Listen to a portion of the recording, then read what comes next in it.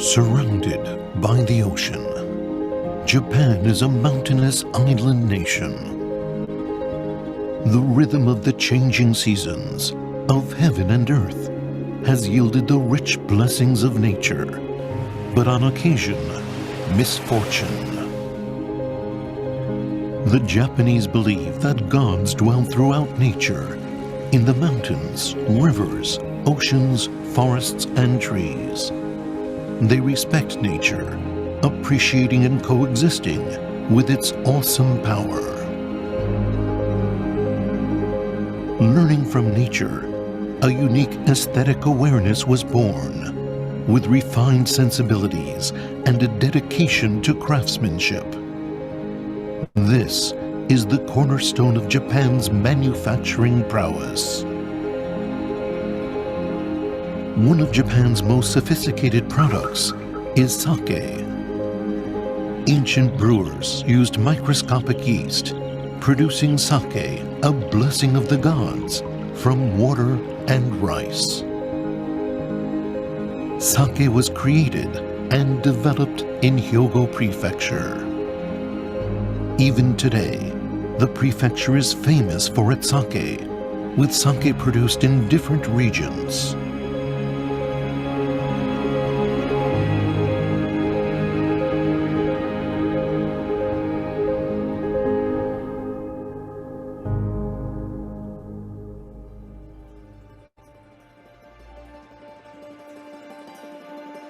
Hyogo Prefecture is vast, stretching from the Sea of Japan to the Seto Inland Sea.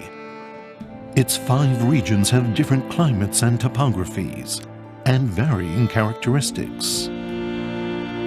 Hyogo Prefecture's natural conditions are ideal for sake brewing. Many fermented foods, sake, soy sauce, miso, and mirin, are produced here in the region called Hari.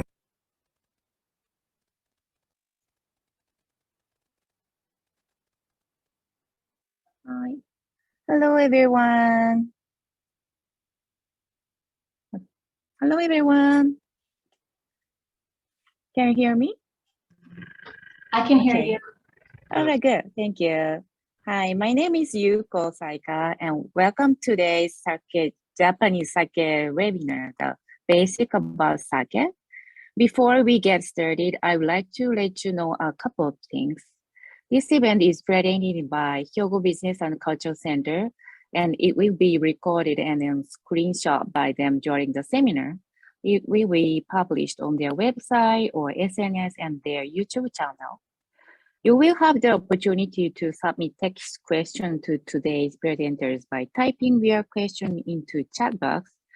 You may send in your questions anytime during the presentation. We will do the best to address them at the end of the seminar as much as possible. Now, I'd like to introduce Junko Kobayashi, Executive Director of Hyogo Business and Cultural Center.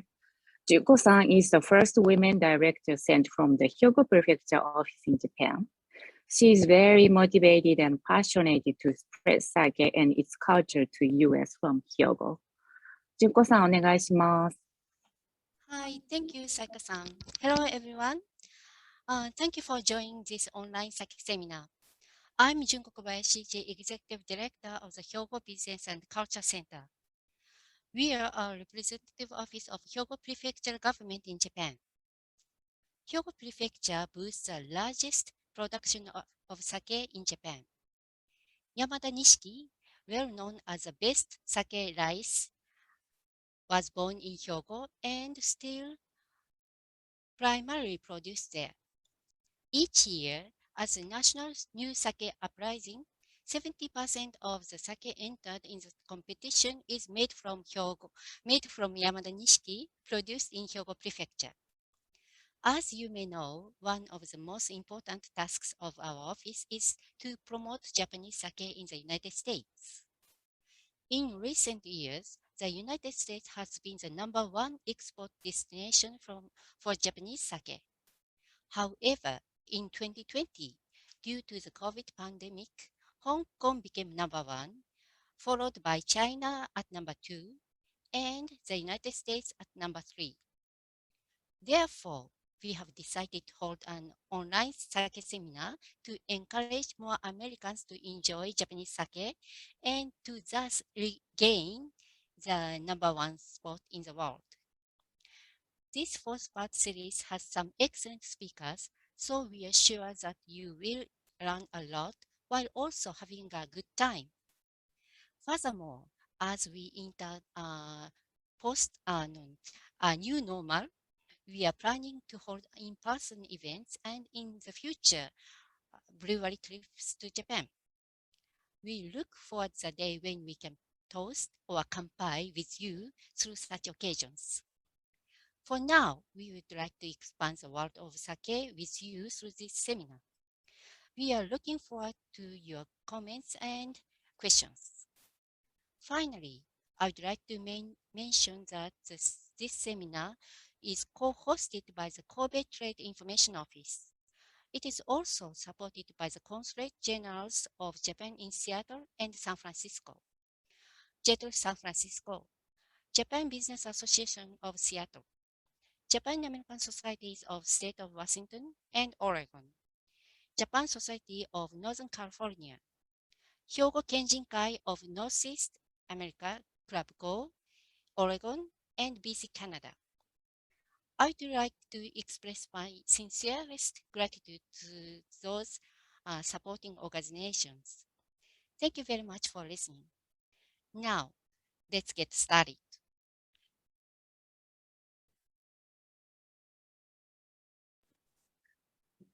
Thank you, Junko-san. Okay, we're going to start. Marcus Pakiser is based in Portland, Oregon. Marcus has over 30 years of experience in sake production, sales, and education, and is America's most famous and knowledgeable sake champion. Marcus was awarded the title of Sake Samurai by the Japanese Brewing and Shochu Association, an international award held by fewer than 50 people worldwide. He has been very busy educating people in restaurants and beverage industries in the US, and today he will share his knowledge and passion to us from Colorado. Are you ready, Marcus? I'm ready. Yes, I'm ready. please. You guys hear me okay? Can you hear me, Yuko-san? Okay. Yes. All right. Well, thank you, everyone. Thanks for being here tonight. We will go through some sake basics, but some fun things about sake and cover a wide range of topics. And then we will be led through a sake tasting by Yuko, who is a sake sommelier, and she's going to help me tonight with the tasting portion. And then we'll have a time for Q&A. So get your questions ready. I saw that Mr. Jeff James is on tonight. So Jeff, be kind, because he's a sake brewer, so he can ask some really technical questions. So be kind to me, my friend. Let me share my screen here.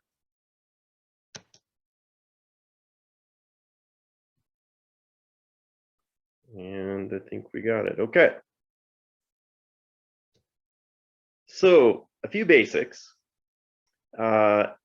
Sake is brewed from rice. The word sake itself, for those of you who maybe don't speak Japanese, is actually sake. The word sake means alcohol in Japan. So if you go to a bar and say, I'd like some sake, well, what kind? Do you want wine? Do you want, do you want shochu? Do you want, nihonshu? What? So it's actually a word that just means alcohol. But in the United States, we know sake is what they call in Japan as nihonshu, Japanese beverage. Sake is not rice wine. I hear rice wine a lot, and that just kind of drives me crazy because sake is not rice wine. Sake has been around for a couple thousand years. Sake is sake. Sake is not rice beer either. It's in the production method, as we talk about a little bit later, you'll see that it's actually more similar to beer making than it is actually wine making. But again, it's not rice beer. Sake is sake. And one of the most important things to learn tonight is how to pronounce this easy 4-letter word. So it's pronounced sake. Now, we're not in a live audience and I can't see you and hear you, but I'm hoping you can repeat this word after me, sake. Please say that. At least move your mouth so I know you're saying something. It's not sake. So we need to teach Americans the correct pronunciation of this word, because I'll give you an example. Probably some of you drink wine. There's this really, really good red wine I like. What is it? Oh yeah, it's Merlot. I like Merlot. You laugh, right? It's not pronounced Merlot. We know that. It's pronounced Merlot. And we say that French word very easily. Merlot, not Merlot. But if you look at the spelling, it's like Merlot. So if we can say Merlot, we can definitely say sake. So please help me teach the rest of the planet, excuse me, how to say this 4-letter word, which is sake, all right? If you want to call it Nihonshu, that's completely fine too, because that's exactly what it is. But maybe not everyone else will know what you're talking about if you say Nihonshu. But sake. Sake is also 100% gluten-free and 100% sulfite-free. And about 99% of the time, it's also vegan if you're interested in that part. I know some people are. So it's also vegan. So it's a great beverage. So why is sake not rice wine or rice beer? What makes it different than those? So basically, you have wine, you have grapes which have sugar in the grapes already with the yeast, and it converts to alcohol. You just need the sugar product for the yeast to change it to alcohol. So I'm not saying it's simple to make wine, but it's a simple fermentation in terms of that, okay? Beer, you have grains, and the grains don't convert to alcohol. If you add yeast, it just doesn't convert to alcohol like that. So you have to do what's called a malting process. So you have one tank that you've got the malting process going, and then they move it to a different tank after it's become like a fermentable sugar, if you will. It's move it to a different tank, add the yeast, and then that creates the alcohol. So it's done at 2 separate stages. That's beer making. Sake is a little more complex than that. So sake, you start with steamed rice, and the starch in the steamed rice will not convert to alcohol with yeast. You need to change that starch into a fermentable sugar. So what we do is we make a thing called Koji Rice, which is all done by the breweries themselves. It takes 2 days. It's a very labor-intensive process. Very hard to do, but they make Koji rice, which represents approximately 15% of the total volume of rice. 15% of it is Koji rice, the rest is steamed rice. But what the Koji rice does is it changes the starch of the steamed rice into glucose. So in the tank, you've got steamed rice, you have water, you have Koji rice, changing it into glucose. So and this is where it's different than beer. In beer, you'd move that to a different tank, add the yeast, and it would turn to alcohol. But what we do in sake brewing is it's all done at the same time in the same tank. So you have steamed rice, you have Koji rice, you have water, and you have yeast all together. It's the only product on the planet that does this. Dual fermentation, or another word is multi-parallel fermentation. So while the Koji rice is transforming the starch of the steamed rice into glucose, the yeast is already there, changing it to alcohol. So that's what makes sake very complex. And just use your imagination. I don't know if you know about beer making or whatnot, or sake brewing, or just the complexity of it. You've got to balance out the amount of water, the condition of the cold. How cold is the water? The type, is it clean water? Is it mineral content rich?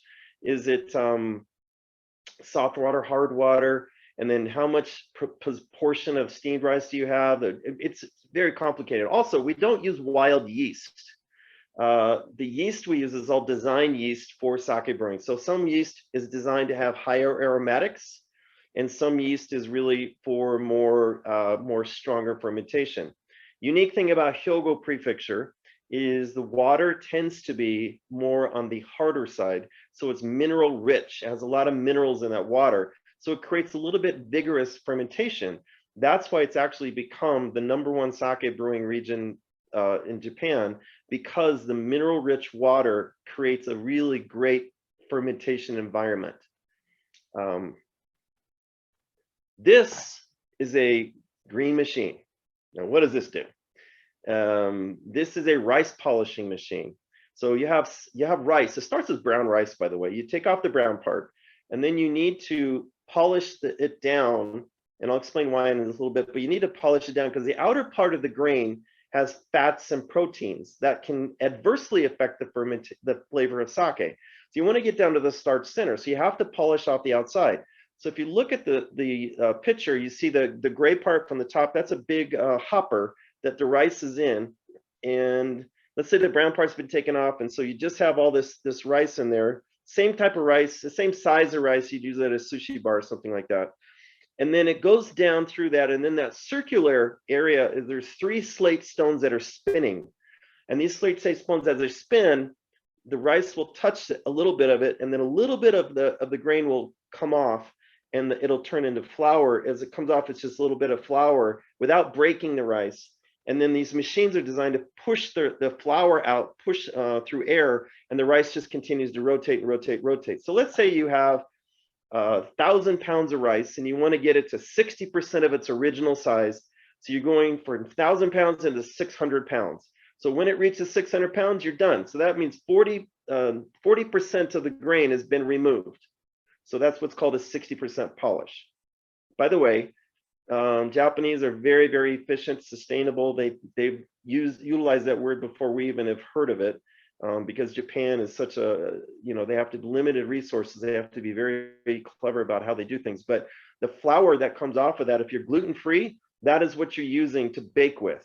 Also, they sell it to rice cracker companies, and also some companies actually make cosmetics from the rice flour because it's really soft and very good for the skin. So this is a diagram of what polished rice will look like. So you see the brown rice part. And by the way, you say, oh, brown rice sake, that sounds so cool, very natural. Well, it actually really wouldn't work very well at all. It'd be very difficult to make sake with brown rice because of a lot of different reasons. You can't really make koji with it. It's just breaking down. There's a reason they don't do it. It also would taste terrible, to be frank with you. Brown rice tastes great to eat, but it doesn't work for sake brewing. So you need to polish it down. So if you have, let's say, between 80 to 60% remaining, those are going to create more cereal type of, I spelled cereal wrong, very embarrassed, sorry about that. Grain, earthy flavors, those are going to be kind of the flavor profile for as 80 to 60% polished sake. When you get down a little further, say 55% or less remaining, or when I say or more removed, those type of flavors are going to be more fruity, more floral type of flavors. So one is not better than another one. It's just that different polish ratios create different flavors of sake. Hopefully that makes sense to you. This, if you look on the internet, you will see a pyramid. And on the pyramid about sake, and you'll see the pyramid, the top it says daiginjo or jumai daiginjo. Then you'll see ginjo or jumai ginjo. Then you'll see honjozo jumai. Then at the bottom, you see like table sake. Yeah, the pyramid, please don't use that. That's a bad thing. That's it. I created this chart because I think this is a more accurately describes what we're looking at. The reason I don't like the pyramid is because it automatically says to you at the top is daiginjo. So what do you automatically think? Oh, I think daiginjo must be the best because it's at the top. You always go to the top is the best. And that means, oh, jumai is not as good. Well, that's a bunch of bunk, okay? Everybody likes different types of sake. Sometimes I'm in the mood to drink a jumai sake. Once in a while I have daiginjo or ginjo or whatever. I want you to look at sake equal. Just understand they have different flavor profiles. And the two sake we're going to have, Yuko-san's going to lead us through later tonight, has two very different flavor profiles. So let's go through this briefly. So let's look at the bottom. On the bottom, you see jumai. Jumai is a sake that has 4 ingredients. Now, also, another thing, if you look on the internet, the word jumai means pure rice. It's an accurate translation, but I don't want to use that translation because what that infers, if it's not jumai, that infers that it's not pure. And that's obviously a negative. So I don't use that. Pure rice, I won't use it. Jumai sake is any sake that's made with 4 ingredients. And non-jumai sake has 5 ingredients. So those are the only differences. So let's talk about jumai. First off, has no minimum polish ratio. So you can be at 80% polished. I mean, granted, there's no 100% like I talked about, but you have 80% polished, 75, 70%, 65%. Those are going to be jumai sakes with 4 ingredients.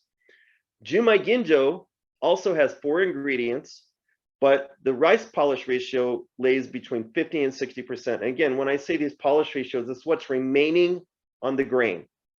So if you have a 55% polish, that means 45% is removed, 55% remains. At 4 ingredients, that fits in what's called Jumai Ginjo category.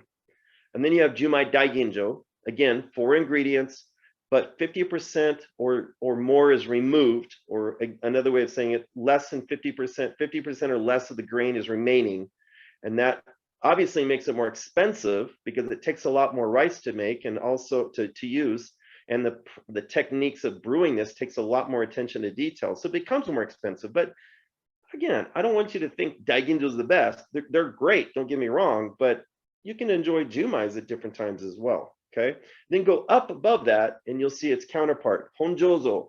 Honjozo is any sake that has a little bit of brewer's alcohol added, but it does have to have a minimum of 70% polish. Now, what is this alcohol we're adding? Does it make it higher in alcohol? Does it cheapen it? No, it doesn't. It's equal in quality. It just adds flavor and aroma. And the type of alcohol they generally use, it's going to be like sugar cane or even rice, distilled rice. So again, added alcohol sake is not negative. It's equal in quality to Jumai. It's just a different way of brewing sake. Another way of looking at it is you have beer. You have stout beer and porter beer. Well, which one's better? Well, that depends on the person, depends on the beer. They're just both dark beers made differently. This is the exact same thing. Jumai Honjozo, which is better? I don't know. It depends on which one you like. It depends on if you like this Honjozo or maybe this Jumai. They're equal. So please understand that, okay? It's easier to find Jumais than it is Honjozos, by the way. But Honjozo, minimum 70% polish. Ginjo is exact same as Jumai Ginjo, except it has 5 ingredients. Daiginjo, exact same as Jumai Daiginjo, except it has 5 ingredients rather than 4 ingredients. It does not add to the alcohol level. It's still the same ABV, around 15 to 16% on average. And I pretty much just said that over and over. That the rice polishing just simply creates different flavor profiles. One is not better than another one. This is an overview of sake production. You start with the rice selection. By the way, that's a picture of Yamada Nishiki in Hyogo Prefecture. Yamada Nishiki, as Junko mentioned earlier, that maybe maybe it was the film that mentioned it. Yamada Nishiki is grown in various parts of Japan, but the #1 region for Yamada Nishiki rice, which is the king of sake rice, is Hyogo Prefecture. The next picture, you'll see a rice polishing machine. And again, that little picture of the rice, what it looks like polished. Then you see some rice washing. And then you'll see you guys steaming some rice. And then you see me up in the corner. I'm actually spreading a spore onto some grain. I'm about to start making Koji rice. And then you see some cooling, and the cooling actually in the middle with the steam coming off the floor. What they're doing is instead cooling it down from the steaming to move it into the Koji room. And then that picture with the guys, you know, the old school picture, those guys are actually making Koji rice.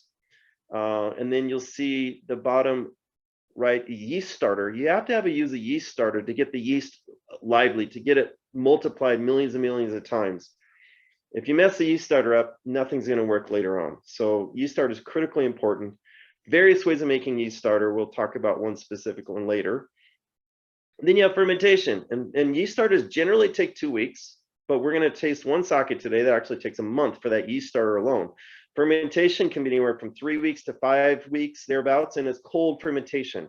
And by the way, sake brewing is primarily done only in the wintertime or cold season, because in the summertime, it's way too hot to do brewing, and not every single brewery has this enormous air conditioning units to do it year round. So summertime is more bottling, cleaning, and maybe vacation time. Who knows? I doubt it, but other things. But brewing season is usually from September to maybe April or May. It depends on the brewery. And then pressing, there's various ways of pressing the sake. Pasteurization, you see me, I'm bottle pasteurizing the sake there, and then you're drinking it, kanpai. So that's sake brewing in a nutshell. So there you go, you're an expert in sake brewing. I wanted to show you this slide, because this slide breaks down the composition of sake, beer, and wine compared. I did not create the slide. I'm not smart enough to do that, but some scientists did. but it shows the alcohol level. Sake is, they say 13 to 17, but the average is really 15%. Then you got your wines. But I want you to look at glutamic acid. That is basically umami. And Yuko-san's going to refer to umami in one of the sakes later a bit, but umami is that savoriness or deliciousness. There's really not a good English translation for umami. We're starting to use the word more and more in English, the word umami itself. I just not sure that everybody really has that understanding, but sake has a lot of umami in it. I saw an advertisement for wine the other day, and they were advertising their wine as having a lot of umami, and I was just kind of laughing myself. And well, they're just using that as a catchphrase because compared to sake, they're not even close to the umami in sake. Also, at the very bottom, sulfide dioxide. You'll notice there's none in sake. There's a little bit in beer, and then white wine, specifically talking about white wine, has a lot. This sulfide dioxide. Sometimes, if you're not careful, when you're pairing wine with fish per se, you can actually, if it's the wrong wine or the wrong combination, the fish will taste or smell fishier. Sake, it's impossible. It doesn't work that way. So we're all conditioned to do sushi sake, but I want to say that any restaurant that sells seafood should have sake on their list, because sake is actually a much, did I say much? A much better pairing for fish than wine is. And I'm going to blow your mind in a minute here with something else, that people think wine and something else is the best in the world, but it's not. Sake is actually better. And here we go. Sake really goes with all food. Now, later in this series, you're going to, I think the third one specifically, but you're going to hear a lot of things about sake pairing and good sake with this dish, and that's really fun to do. And in America, we have a tradition of wine pairings and pairings like this and that. So it's more in our historical tradition here, and we like the wine pairing thing. But what I want you to do is think about sake differently.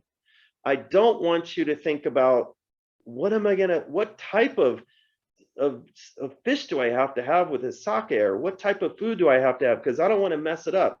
Well, let me ease your mind. It's pretty much impossible to mess up sake with food.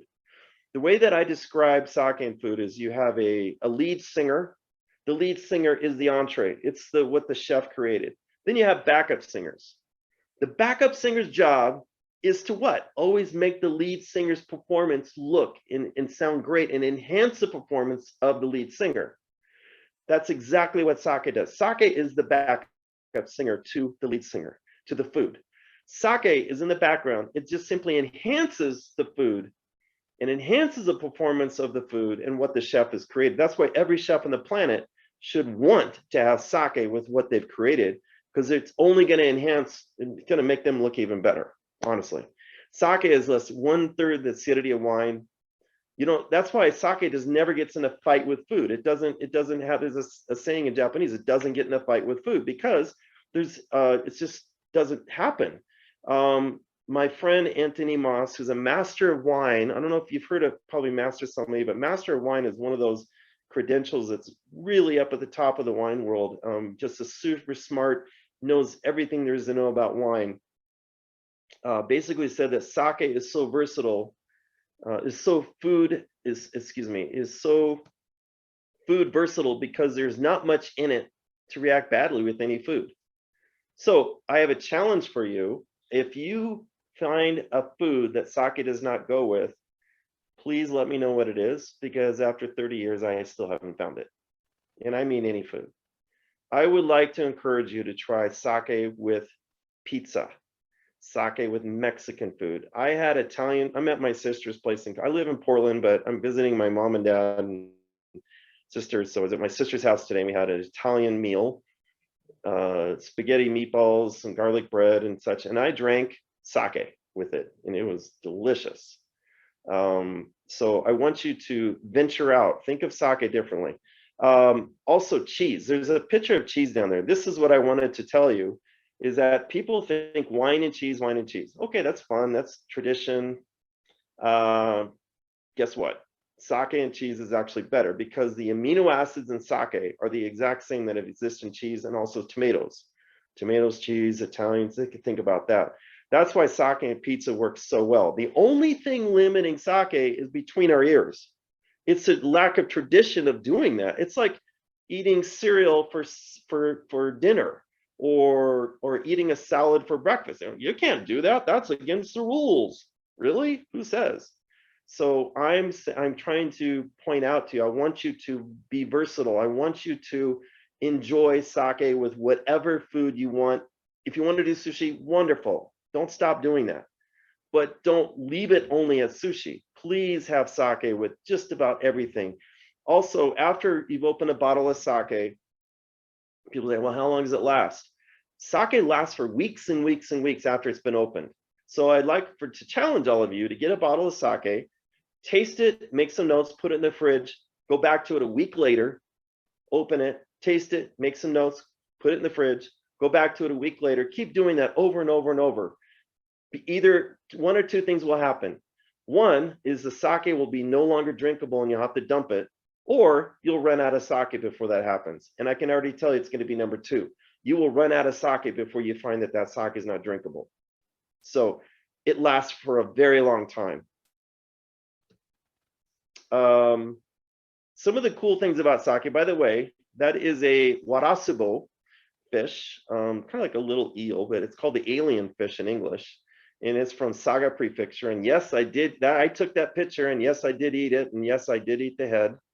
Nice and crunchy. It was good. It's a little, it's called tsumami for sake drinking. Tsumami is like a little snack when you're drinking sake. But the terroir of sake is the toji, or the brewmaster, because with wine you have vintages and you have different, you're kind of reliant upon what Mother Nature gives you in terms of weather. Whereas yes, rice production is affected by that, but tojis are able to adjust and pivot and overcome whatever problems that the production might have had with rice growing, and they're able to overcome that and make their products consistent every single year. Sake breweries are all family owned. It's really cool, and most of them are very, very teeny tiny small. Sake is not really designed to be aged. Now there is an exception. There's a thing called koshu, and they age sake on purpose. But what koshu is not is, if any of you have gotten a present from somebody and it's a bottle of sake they gave you from Japan. Oh, it's really cool. I'm going to save it for a special occasion. You put it in your cupboard, and 10 years later it's still sitting in your cupboard. And I go, well, people tell me about it. I go, well, when did you get it? I don't know, 10, 12 years ago. I go, no, that's a shame, because you're supposed to drink it fresher the better. That's not koshu, okay? That's not how it's not meant to be done that way. Generally, there's no vintages in sake, but except for koshu. But again, koshu is less than 1/10 of 1% of the entire sake market. So don't get hooked up on koshu. We talked about how long a bottle lasts. Sake and food. I challenge you, find a food that it doesn't go with and let me know what it is, because I don't think you're going to find it. It just doesn't fight with food. Just be creative with it. Backs up the flavor, and the only thing that limits sake is between our ears. So that is my presentation. So I'm going to stop sharing here. And I want to, Yuko-san and I are going to go through this sake tasting together. And I think let's start with Kasumitsuru. I'm going to tell a little bit about the brewery and what Kimoto is. And then if you can guide us through the sake and talk a little bit about umami and whatnot, that would be wonderful. Marcus, I'd like to start with Junmai Ginjo. Oh, that's fine. We can do that. Sorry, we need to talk before the seminar. I'm going to introduce the sake. One is Hakutsuru Junmai Ginjo, this blue bottle. And the other one is Kasumitsuru Kimoto Dry, like Marcus said. So let's start with Hakutsuru Junmai Ginjo from Kobe. Yes. And by the way, but just a minute, Yuko-san, I need to also mention, Yuko-san lives in Seattle, but Yuko-san is a sake sommelier, a very good sake friend of mine, and she's also from Kobe. Her hometown is Kobe, so which is Hyogo Prefecture. So she really knows her stuff in terms of sake, but also especially Hyogo Prefecture. And just basically Hakutsuru, the brewery itself, family owned since 1743. the original owner was he was a lumber mill or lumberyard, basically selling lumber to all the other breweries that were popping up in the area. And so I asked the owner of the brewery one time, I says, well, why in the world did your ancient relatives start this brewery in 1743? He says, well, I don't know exactly, but he must have just looked around and saw everybody having fun making sake, and he was just selling them the wood to build their building. So, man, I want to get in on that. So he started that. And then Hakutsuru was the very first company to ever show sake outside of Japan in Paris in 1902 at the World's Fair.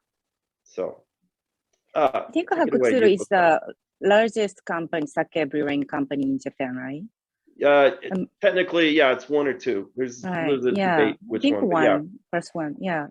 Marcus, have you ever been to the Hakutsuru Brewery? Yeah, a in number Kobe? of times, yes. Yeah, I mean, me too. Yeah. It's a huge brewery. They actually have and 3 it's breweries. very clean. Oh, one. And they do different things in the different breweries, but Yeah. it's a wonderful place. Yeah, that's true. So everyone has a bottle for today. I don't know, but this one. Let's try Junmai Ginjo first. Please pour the sake to your glass a little bit and check the color first. I have here. Any glass is fine, but if the sake is ginjo, I think a larger bottle-like glass is better because it's expressed the content of sake better than small glass. Ochoko is good too. And you can notice the color is pretty clear like water. Marcus, why is that so clear? Well, because of they use a lot of nice Yamana Nishiki, the aging time, and the process of their pressing and filtration, and their goal is to make it look very clear. When it comes right out of the press, it's not clear. It's kind of on the yellower side. But with ginjos, you want to press them and you want to have them look stunningly as clear as possible in general. Okay, but I sometimes find a little bit yellow color sake. So why it's become yellow? Is that bad or it depends on the brewery's facility and how they do their filtration. And if it depends on if they use a paper filter or if they have a little bit more bigger filtration system. It just kind of depends on how they do it. Some breweries even use a little charcoal filtering, which will completely make it like water, looking like water. So it just depends on the brewery's ability. And it could be also the type of rice that has something to do with it, as well as the rice polish ratio. Sake that's not polished as much, let's say it's a 70% polish or 80%, is going to have some natural color to it because there's more proteins that exist in the rice still. So it doesn't mean it tastes bad, or no, it doesn't mean it's necessarily bad. Now, if it's bright orange, yeah, that probably is not good. But if it's a little bit of coloration on it, don't worry about that. Some sakes naturally have that color to them. It's good to know. And the smell sake from nose. I think smell of white lily and melon and Japanese pear. What do you think, Marcus? I agree. Do you agree with Absolutely. that? I agree. Yeah. And melon, like honeydew melon, sometimes with melon. Honeydew Right, melon yeah. specifically, yeah. And now sip it a little bit. How should they sip the sake? Like, should they bring air into their mouth first? Like, Yeah.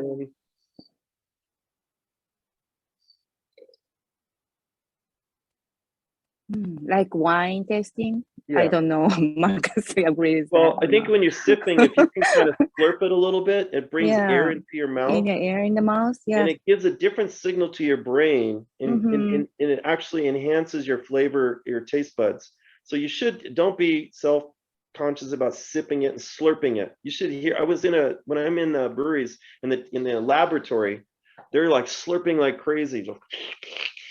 It's just really loud as slurping, but they're doing that to bring air in and just really evaluate the sake. I've been doing it for years, for so long that sometimes I catch myself just drinking water and I'm slurping it, or I'm drinking a Diet Coke and I'm slurping it. So it's just a bad habit with me, but it just become a second way of a natural way for me to sip anything now. The taste is slightly sweet and silky and has well-balanced smoothness. It's it's milder and develops into fruity and then to a dry finish. What do you think, Marcus? Yeah, I agree. I think the Hyogo prefecture style of a lot of ginjos have a nice balanced fruity floral aromatic to them, but they can often finish a little bit slightly on the dry side at the Right. finish, and I think that's common among a lot of Hyogo sake. Yeah, Yeah. according to food pairing, I know Marcus said any food is good, but I would like to say slightly salty food, steamed clams, and the mame, and crispy cheese pizza. Do you agree, Yeah, Marcus? absolutely. Great. And it's very reasonable, so the great example of daily table sake. I think this is a great sake for people that have never really had sake before. This is a really good introduction to sake. You know, if you've been drinking sake a long time, I think it's a great sake to always to go back and enjoy. I believe a price is around $20 for now, right? Oh, I'd say probably even less than that, but at the most 20 for 720 mil. You know, at the most. Yeah. It's usually under that though. And you can get Wajimaya. I think like a Wajimaya, our everywhere. Wajimaya in Oregon sells it for like $15.79, $16, something like that. Oh, wow. Between 16 and 20, depending on where you're at. Mm-hmm. And you should drink it chilled or maybe just around room temperature, but this is not a sake that you want to heat up. It wasn't designed to be served warm. Right. I agree with that. It's chilled is better. Yep. Should we go to the next one? Yeah, Kasumitsuru, Yep. Kimoto Extra Dry. This one. So it seems very traditional bottle. It's brewed in northern Hyogo area, and as Marcus said, it's Kimoto method. So Kasumitsuru is a family-owned brewery since 1725, about 20 years before Hakutsuru started. And this is a unique, by the way, Hyogo is very unique because it's the only prefecture in the middle of the Honshu Island that touches both shores. It goes all the way from the Seto, which would be like the, I guess, Pacific Ocean and Seto area, all the way to the Sea of Japan side. It goes all the way. This particular brewery is on the opposite side of the Hyogo prefecture from Kobe, where Kobe is right there on the inland area, and Kasumitsuru is on the Sea of Japan side.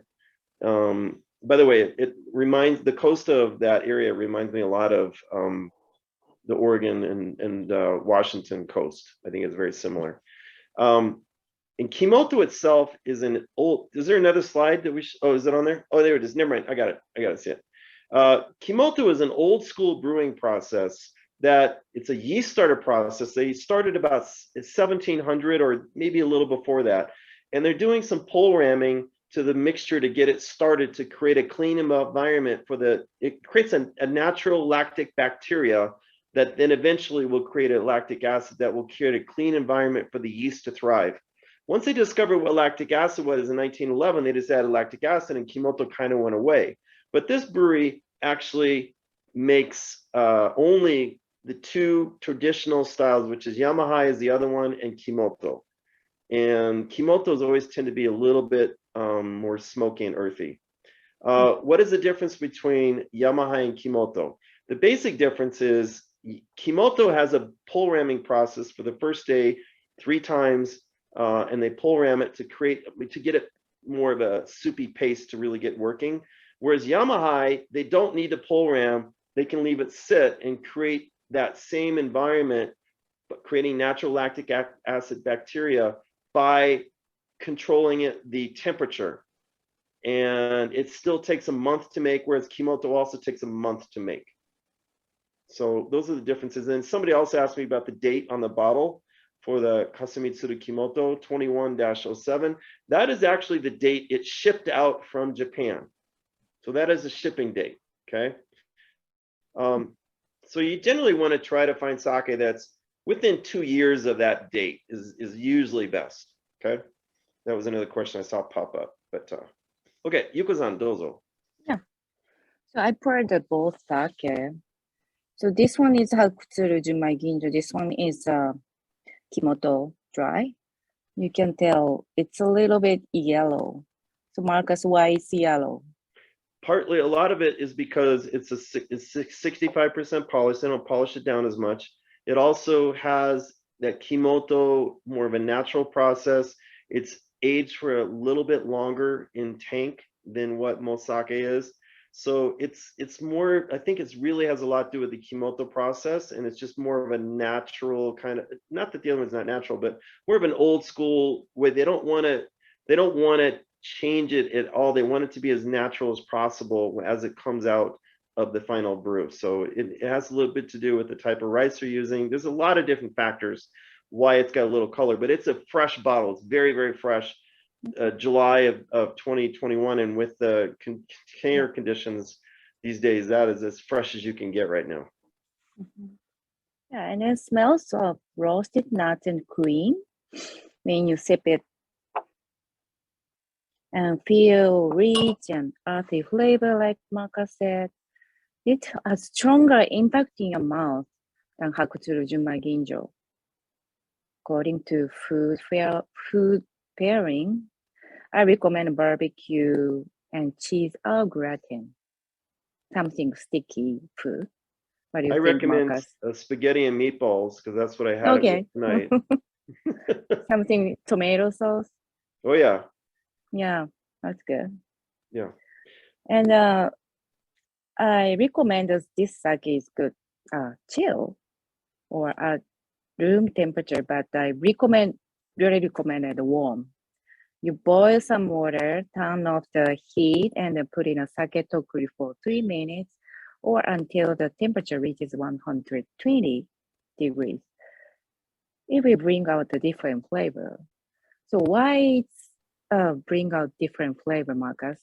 So warming it actually will enhance the umami effect. If you chill it, it's still there and you can taste umami, but this is a really umami driven sake. So as you warm it to room temperature or actually serve it warm, it just, the umami, the savoriness just really comes out even more so. It's a completely different sake, warm versus chilled.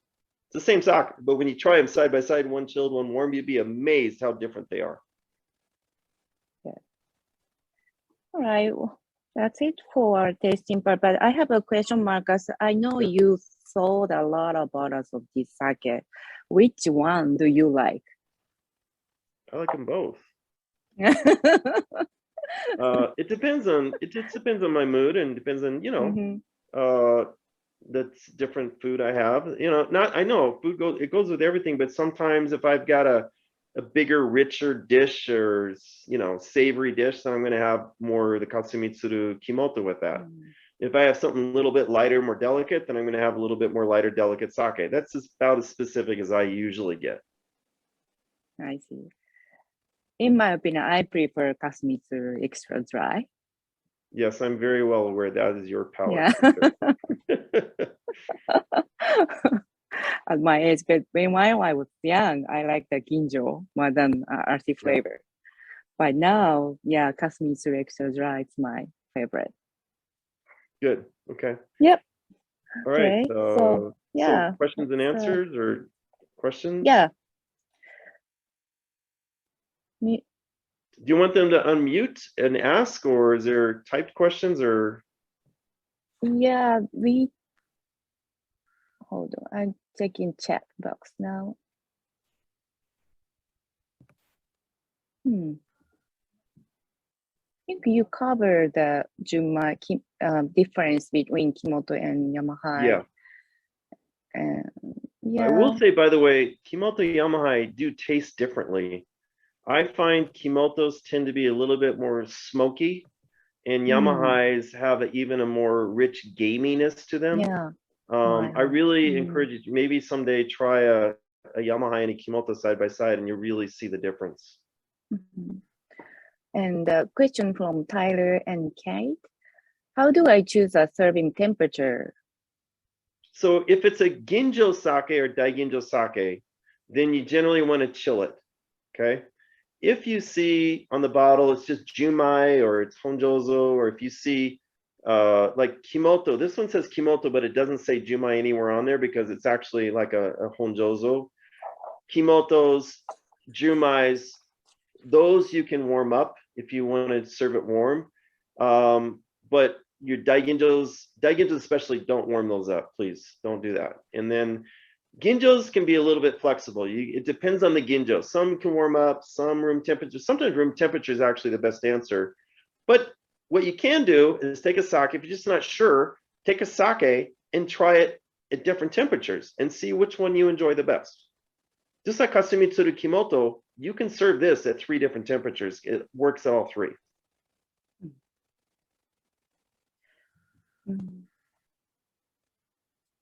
I have a question, Marcus. So why people still believe Hosake is bad?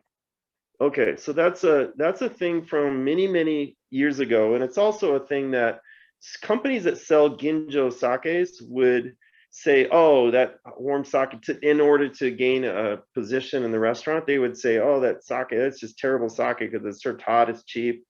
Our sake is much better than theirs, and that's how they did this. And I would say these days, all sake is actually good quality. Some better than others, of course, but you're not going to find terrible sake out there. Even the stuff that comes in boxes, those have been entered into Japanese tasting competitions and have won. Like I know Hosake, for instance, they won and they're in Hyogo Prefecture. They won a silver medal against a lot of Japanese imports. 1 year Shochugubai, which is also in Hyogo Prefecture, they won a gold medal against a lot of other Japanese imports, but it's all done blind. So again, if you see something in a box, you automatically think that it's bad quality, but please don't do that. It's just economic and it's efficient for the restaurant. So so warm sake is fine, and please just help people, maybe somebody didn't like it, but it doesn't mean it's bad quality. I saw somebody ask a question about Nagori. What do I think about Nagori? So Nagori can be a Kimoto Nagori, it can be a Jumai Ginjo Nagori, it can be a Jumai Nagori, it can be any of those categories as a Nagori. Nagori simply has some rice sediment left in the bottle. And Americans incorrectly define that as unfiltered sake. There is no such thing as unfiltered sake, because in order to become sake, legally, it has to go through a filtration process. And actually, it's not really filtration, it's called pressing. It has to go through a pressing process, but we've incorrectly called it filtration, unfiltered. So please help me teach everyone to say cloudy sake, because that would be a lot more accurate. Cloudy sake rather than unfiltered sake. And I like cloudy sakes, I do. I think they have really cool textures. Some are sweet, some are dry. I think it's just another fun way of drinking and enjoying sake. That's me personally, anyway. So, how about you, Yuko-san? Yeah, I like Hosake, but I think people doesn't have a good experience with Hosake, because if people don't know how to warm up sake. Some people use a microwave. You don't want a Starbucks coffee hot. So, but good sake is Marcus said daiginjo is not recommended for hot sake, but I believe good sake is always good with any temperature. So if you drink sake with chill or room temperature, please go hot, in my opinion, and you can have experience. You can have a different experience with same sake. It's the biggest difference with wine. So is there any other questions that we missed? I think I saw another one pop up. I didn't catch it. From Mira?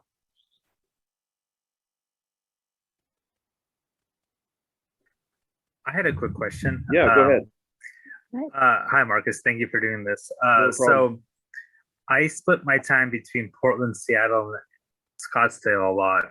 And I was wondering, have you heard of AZ Sake? I know I got to meet the owner and the producer. I think they won the Best Sake Outside of Japan award a few times. And I was wondering if you had a chance of tasting their sake. Where is it located? It's in Arizona. No, I know the guy and I've had it. Yeah. So yeah, I've met him before. Do you have any do you usually prefer more sakes made in Japan, or have you? Well, I don't have a preference whether it's made in Japan or made in the US, but I do, again, like for tonight, we're kind of featuring Hyogo Prefecture sake. And Hyogo has probably the most rich tradition of sake, but I don't always just go for one's better than another area. I think the sake is based upon the sake itself. But I know Hyogo has an amazing, amazing history and a huge variety of sake between each brewery as well. But yeah, the Arizona guy's doing a good job. Any other questions? All right, it's almost 7 o'clock, so Yeah, we no want questions? to- Jeff James, no questions, buddy? All right. So everyone, Sorry, I thank thought you I for was joining. muted. Yeah, one more question. Ah, Jeff. I Hi, was just Jeff. gonna. Hi, Yuko. How are you? Good to see you I'm guys. good. I was just gonna ask what other breweries from Hyogo can we find easily around here? Oh, a lot. You got Fukuju, which we're gonna enjoy. We're gonna have a tour Yeah. of them on the fourth edition of this. We got Yaigaki is next week, and we've got Tatsuriki also in Kobe. There's a lot around. Also, you've got well, you got Nishinomiya, and Nishinomiya's got Ozeki. It's got a lot of smaller ones. It's got Hakushika. I mean, all those are Hyogo Prefecture. So Great. Thanks. Yeah, I think a lot of Hyogo sake information on Hyogo BCC website, so you can visit them website later. yeah, so we should announce the next event. Yeah. So we'd like to announce that we will have the next webinar on Thursday, December 16th at 6 p.m. So not next week, next month. Our next main instructor is Sarah Yakis from Yaigaki Corporation of USA in California. And the next topic will be sake made in the US versus Japan. We would appreciate your interest in purchasing one or all these bottles of sake if you have the chance. They are very popular and can be purchased at Wajimaya, HMR, and other online stores. Please check out our website too. Well, thank you so much for your attending today. We hope you enjoyed our seminar. Thank you, Thank you, Marcus. everyone. Yeah, thank you, everyone. Thank you. Come Have by. a good night. Bye. Thank you. Thank you.